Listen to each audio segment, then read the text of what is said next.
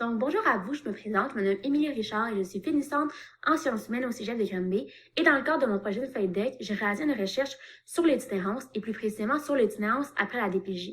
Donc, les jeunes qui sortent du système de protection de la jeunesse et qui malheureusement se retrouvent à la rue. J'ai réalisé cette courte capsule vidéo-là dans le but de vous informer et de vous sensibiliser sur cette problématique-là qui est peu connue mais qui est pourtant bien présente au cœur de notre société. Donc, d'abord, il est essentiel et important pour moi de vous définir c'est quoi l'itinérance. Parce qu'en effet, contrairement aux croyances populaires, l'itinérance, c'est une réalité qui est beaucoup plus complexe que le simple fait d'être à la rue. Donc, selon l'Observatoire canadien de l'itinérance chez les jeunes renvoie à la situation ou à l'expérience que connaissent des jeunes âgés entre 13 et 24 ans qui vivent indépendamment de leurs parents et ou de leurs gardiens et qui n'ont pas les moyens ni la capacité d'accueillir une résidence stable, sécuritaire et permanente. Donc, en gros, comme vous avez pu voir, c'est vraiment plus complexe que juste être à. Donc, maintenant, l'itinérance après la DPJ, c'est quoi? Donc, dans le fond, il faut comprendre qu'il n'existe pas vraiment de définition officielle pour définir c'est quoi. Par contre, les experts s'entendent sur le fait que c'est dans le fond, vivre une situation d'itinérance à sa sortie de placement.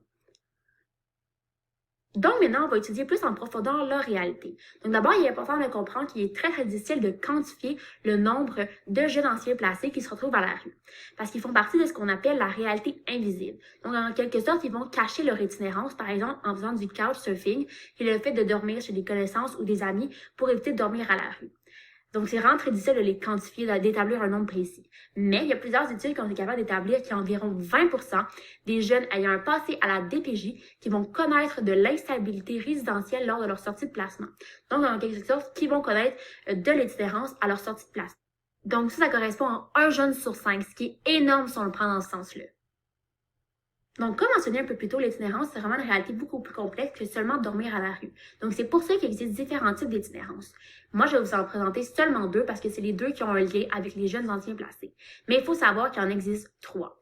Donc, d'abord, le premier type, c'est le type épisodique. Donc, c'est vraiment une alternance entre des périodes d'instabilité résidentielle et des périodes de stabilité résidentielle. Donc, un jeune qui parfois va se retrouver en situation d'itinérance, mais aussi qui parfois va avoir un logement stable où vivre. Heureusement, comme on peut voir selon le graphique ici qui vient de l'étude sur le devenir des jeunes placés réalisée au Québec en 2019, les épisodes d'itinérance que vont vivre les jeunes anciens placés, ils vont durer environ quelques jours, donc ce qui est assez positif. Donc, le deuxième type le plus présent chez les anciens placés, c'est le type d'itinérance situationnelle. Donc, c'est une situation où une personne va se retrouver à la rue pour un court laps de temps, mais va arriver quand même assez rapidement à retrouver un logement par la suite. Donc, c'est surtout la réalité la moins visible et la plus présente chez les anciens placés. Encore une fois, comme je mentionnais tantôt, l'itinérance, c'est une réalité qui est vraiment plus complexe que seulement dormir à la rue. Donc, c'est pour ça que les jeunes peuvent vivre dans différentes circonstances d'habitation, donc pas nécessairement vivre à la rue, mais quand même être dans une situation d'itinérance. Donc, voici les différentes circonstances d'habitation. Donc, d'abord, on a la plus populaire qui est être sans-abri, qui là veut signifier un peu dormir à la rue ou dans des logements qui sont non prévus pour l'habitation. Ça correspond à environ 12,3% des anciens placés. Ensuite, les jeunes anciens placés peuvent aussi vivre dans des refuges d'urgence. Donc, ça correspond à environ 9,2% des jeunes. Et finalement, ils peuvent aussi vivre dans des logements qui sont dits provisoires. Malheureusement, j'ai pas de statistiques à ce niveau-là. Donc, comme vous pouvez voir, on peut être en situation d'itinérance, mais quand même ne pas nécessairement vivre à la rue et vivre dans d'autres types de logements. Donc, c'est vraiment une réalité qui est beaucoup plus complexe, comme vous pouvez le constater. On est maintenant rendu à la deuxième partie de cette capsule qui est vraiment les facteurs de risque pour expliquer qu'un jeune va se retrouver en situation d'itinérance à sa sortie de placement. Donc, d'abord, il faut savoir que moi, c'est les 5 que j'ai essayé de vous présenter, mais c'est sûr qu'il en existe d'autres. Donc, d'abord, on a le manque d'autonomie. En effet, il y a plusieurs jeunes qui ont avoué ne pas nécessairement se sentir prêts pour leur vie d'adulte à leur sortie de placement à 18 ans, et comme s'il leur manquait certains outils comme essentiels pour la vie d'adulte. Donc, ça pourrait effectivement constituer un facteur de risque assez important. Par la suite, il y a aussi des études qui ont étudié le type de placement comme possible facteur. En effet, par exemple, les jeunes qui vivent dans des familles d'accueil, ils ont beaucoup moins de chances de se retrouver à la rue que des jeunes, par exemple, qui vivent dans des centres de jeunesse. Donc, ça pourrait effectivement constituer un facteur de risque assez important. Par la suite, on a aussi le niveau de scolarisation. En effet, il y a plusieurs études qui ont aussi établi que plus un jeune en placé a un niveau de scolarisation élevé, mais moins il y a de chances de se retrouver à la rue. Ensuite, on a aussi les expériences vécues. En effet, les jeunes qui vont à la DPJ ont majoritairement pas tous connu des événements qui sont super beaux au cours de leur enfance, des fois des événements traumatisants, et ces événements-là peuvent effectivement aussi constituer un certain facteur de risque. Et finalement, on a aussi le réseau de soutien. Donc, pour ces facteurs de risque, je décide de vous le définir plus précisément. Donc, d'abord, un réseau de soutien, c'est comme un peu le nombre de personnes sur lesquelles tu peux compter, le nombre de personnes qui étaient vraiment proches, que tu sais qui vont t'aider en cas d'urgence. Donc, plusieurs recherches ont établi que plus un jeune a un réseau de soutien interpersonnel faible, donc moins il y a des gens sur qui il peut compter, mais plus il y a de chances de se retrouver à la rue à sa sortie de placement. Donc, l'étude longitudinale sur le devenir des jeunes placés réalisée par Martin Goyette en 2019 au Québec a justement établi que si un jeune réduit de une personne son réseau de soutien interpersonnel, bien, les chances de se retrouver à la rue augmentent de 3%, ce qui est quand même assez énorme. Donc, nous sommes maintenant rendus à parler des conséquences de l'itinérance après la DPJ. Donc, la première, c'est que les jeunes vont être amenés à vivre de l'insalubrité. En effet, comme mentionné un peu plus tôt, il y a quand même 12,3 des jeunes anciens placés qui vont être considérés comme sans-abri et qui vont donc vivre soit dans la rue ou dans des logements non prévus pour l'habitation. Et ces logements-là sont justement souvent malsains ou encore nuisibles pour la santé. Par exemple, sont souvent pleins de déchets ou encore on va avoir la propagation de champignons ou de maladies. Bref, ce sont vraiment des lieux qui sont justement non prévus pour l'habitation et qui sont pas habitables et qui sont nuisibles pour la santé des jeunes.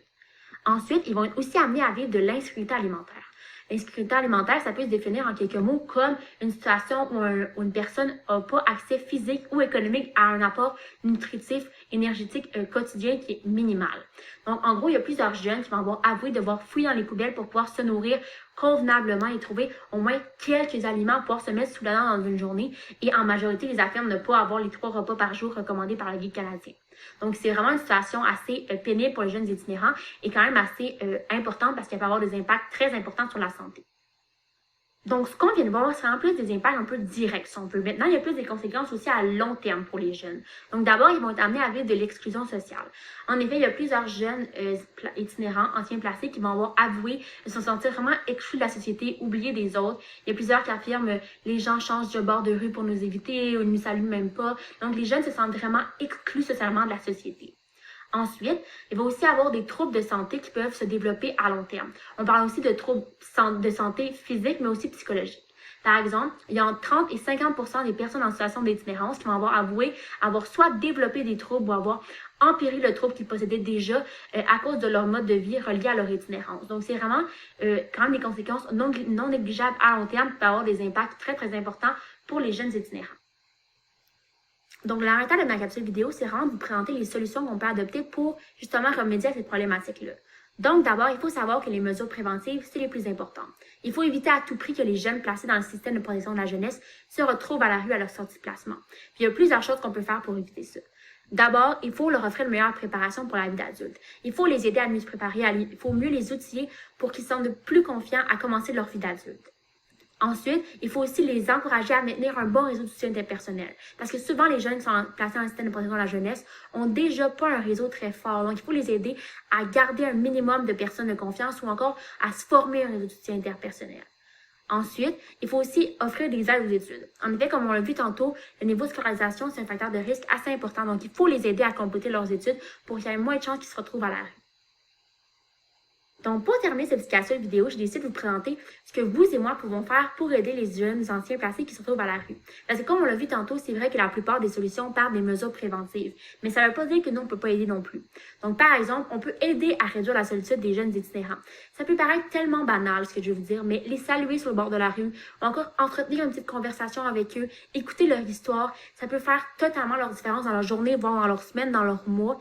Si c'est le moindre des choses qu'on peut faire, ça coûte rien, ça prend pas beaucoup de temps, mais faites-le, c'est vraiment simple. Puis je vous dis, ça pourrait vraiment les aider à se placer sur le droit chemin, puis peut-être, qui sait, à les sortir d'une situation d'itinérance.